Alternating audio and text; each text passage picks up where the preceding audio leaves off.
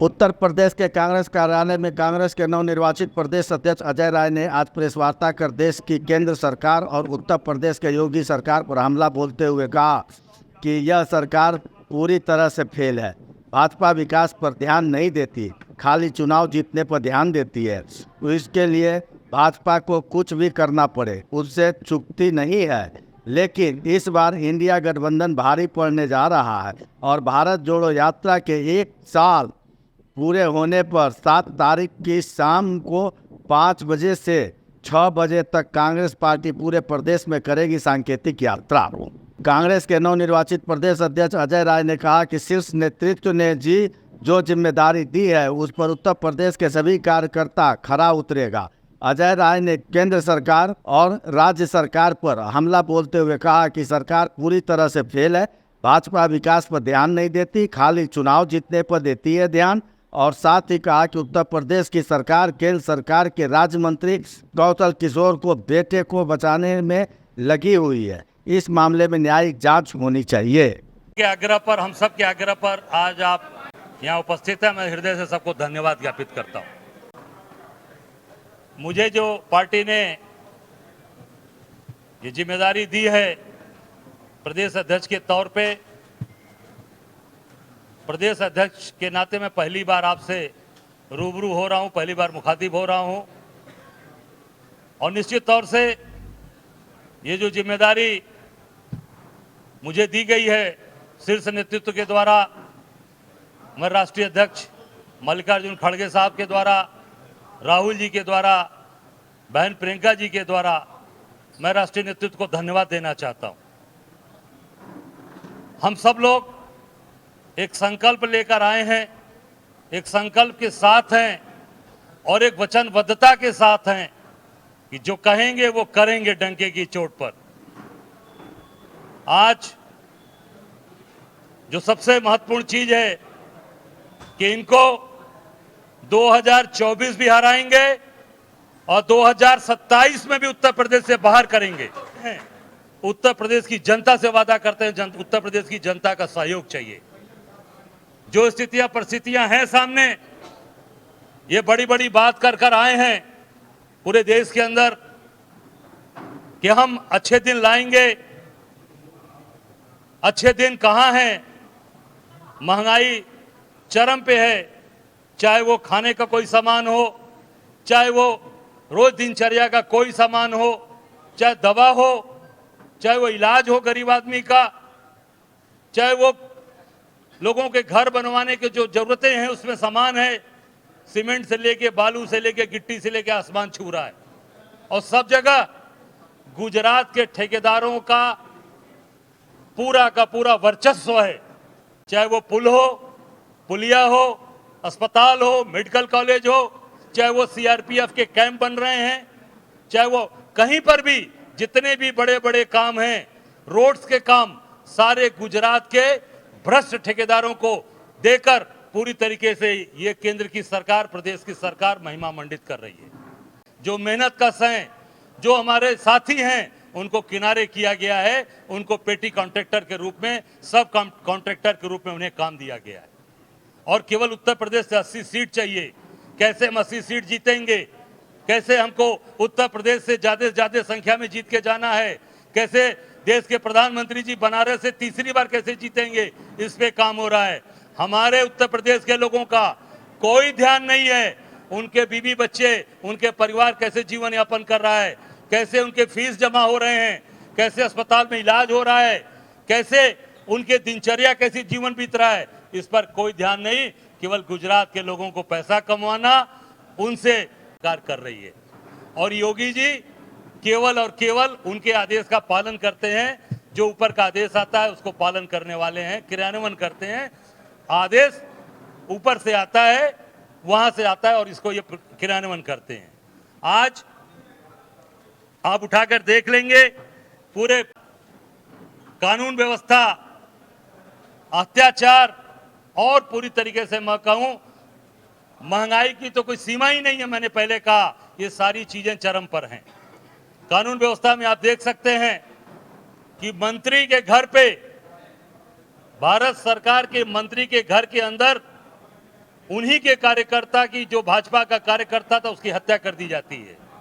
और उसमें जब सीसी फुटेज आता है तो उसमें मंत्री के बेटे की स्थिति झलकती है और मंत्री जी कहते हैं कि मेरा बेटा नहीं था, मेरा बेटा दिल्ली था। और पुलिस केवल खाना पूर्ति करती है और एक नोटिस, शायद आप सबके दबाव में, हम सबके दबाव में एक नोटिस दिया गया कि उनसे पूछताछ अभी हुई नहीं है, करेंगे। अभी 31 कितने दिन हो गए? 3-4 दिन हो गए, 3-4 दिन हो गए और अभी तक कोई पूछताछ नहीं हुई। ये दूसरी घटना दोहराई जा रही है उत्तर प्रदेश में। पहली घटना, अजय मिश्रा टेनी ने अपने लड़के को बचाने का पूरा कार्य किया है, जिसमें हमारे कांग्रेस के लोगों ने उसको मजबूती से उठाया, राहुल गांधी जी ने, प्रियंका जी ने उठाया। और दूसरी वो सेम घटना, फिर वही घटना दोहराई गई यहाँ के भारत सरकार के मंत्री कौशल किशोर जी के घर में, और उनके घर में उन्हीं के कार्यकर्ता की गोली मारकर हत्या कर दी जाती है। उसको भी अपने लड़के को, कौशल किशोर जी अपने बच्चे को बचा रहे हैं। और केवल आर्म्स एक्ट का मुकदमा, जैसा हम लोगों को सुनने में और देखने में मिल रहा है कि आर्म्स एक्ट का मुकदमा लगाया जा रहा है। उनका मुकदमा लगना चाहिए, ये हम डिमांड करते हैं, मांग करते हैं। उत्तर प्रदेश सरकार, योगी सरकार अगर ईमानदारी की बात करती है तो उसमें 120B में उनका मंत्री कौशल किशोर का बेटा उसमें शामिल है और उनके परिवार के लोग भी संतुष्ट नहीं हैं। और हम मांग करते हैं कि इसकी सिटिंग जज न्यायपालिका न्यायिक जांच होनी चाहिए, जिससे सारी चीजें दूध का दूध और पानी का पानी सामने आवे और उस परिवार को न्याय मिल सके। ये सरकार लगातार अपने मंत्री, अपने विधायक, अपने लोगों को बचा रही है। उनके लोग करेंगे तो सारी चीजों को क्षमा मिल जाएगा। और अगर कोई विपक्ष का व्यक्ति किसी छोटे मुकदमे में या किसी भी मामले में फंस जाएगा तो निश्चित तौर से वो व्यक्ति, उसका घर गिरा दिया जाएगा, उसको जेल में डाल दिया जाएगा, उसके ऊपर इतने मुकदमे डाल दिए जाएंगे कि वो व्यक्ति जीवन भर जेल में सड़ जाएगा, बाहर नहीं आएगा। और मंत्री का बेटा कर रहा है या विधायक का भाई कर रहा है, उनका परिवार का व्यक्ति कर रहा है, तो उसको क्षमा देकर ये सरकार उसको महिमा मंडित करती है। ये निश्चित तौर से ये दोहरापन चल रहा है पूरे प्रदेश के अंदर, देश के अंदर चल रहा है।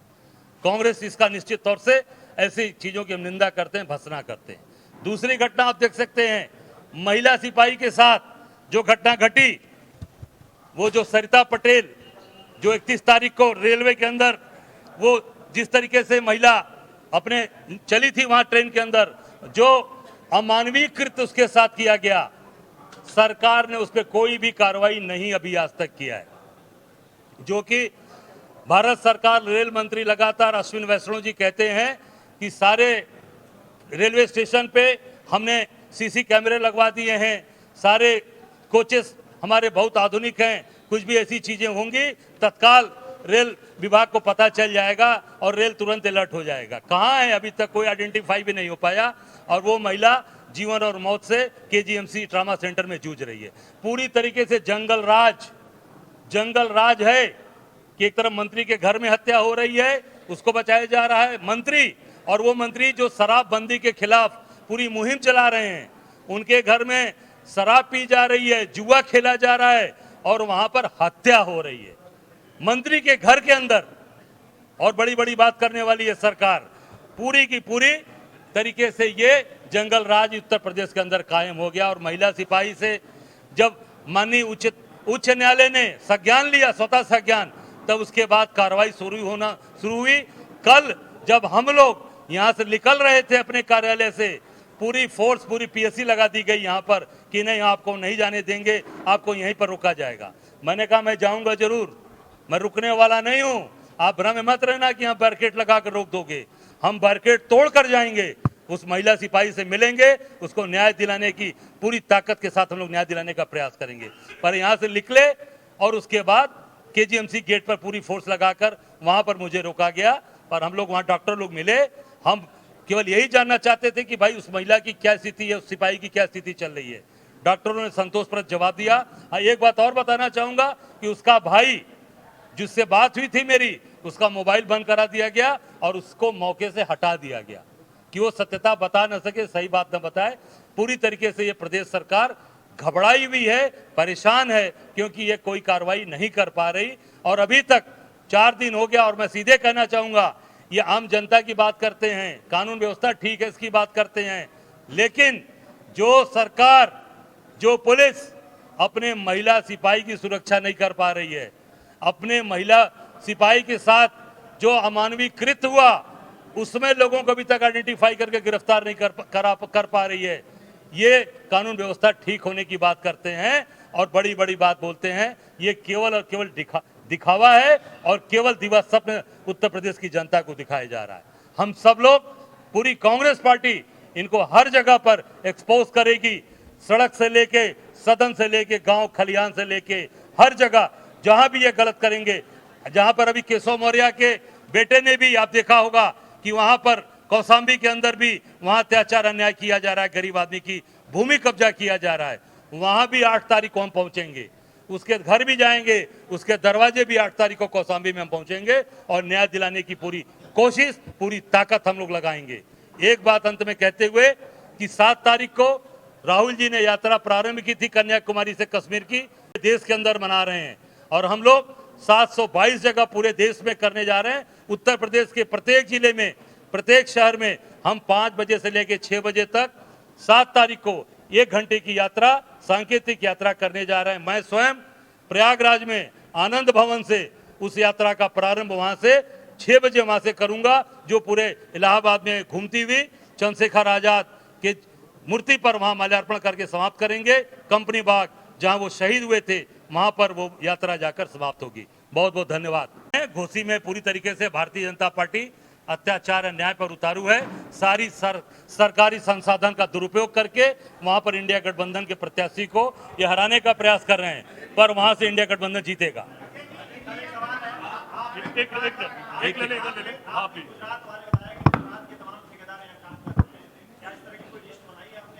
आप लिख लीजिए, बनारस में विश्वनाथ कॉरिडोर का काम, वहां पर श्रवण पटेल हैं अहमदाबाद के रहने वाले, उनके द्वारा विश्वनाथ कॉरिडोर का काम कराया गया है। और वो वहां पर 3 कंपनी बीट की थी, जिसमें साजी पूरन जी, प्लानर्स इंडिया, दोनों को किनारे करके गुजरात की कंपनी को दिया गया, इसलिए कि वो मंदिर और वहां पर जो अक्षय वट था, जो मंदिर वहां तोड़े गए, ये लोग केवल पैसे के लिए वहां काम करके सारे मंदिरों को तोड़ा। हमारे अक्षय वट वृक्ष को काट दिया, जो हिंदुस्तान में 3 थे, 2 बचे। एक बोध गया में जहां गौतम बुद्ध को ज्ञान प्राप्त हुआ था, दूसरा प्रयागराज में जो हमारे फोर्ट के अंदर है, प्रयागराज के कुंभ में, वहां पर तीसरा बनारस बाबा विश्वनाथ की नगरी में उसको काट कर गिरा दिया। अगर ये बनारस की कम लोग होते तो कभी ऐसी घटना नहीं होती, कभी वहां शनि भगवान का मंदिर नहीं तोड़ा जाता, कभी मां पार्वती का मंदिर नहीं तोड़ा जाता। मेरा सबसे बड़ा डेलीगेशन मेरे यहाँ से ही गया। हमारे यहाँ से हमारे शिव पांडे जी हमारे यहाँ ट्रेजरर हैं, इनके नेतृत्व में हमारे सभी वरिष्ठ जन, हमारी महिला टीम जाकर उनके परिवार के साथ खड़ी थी।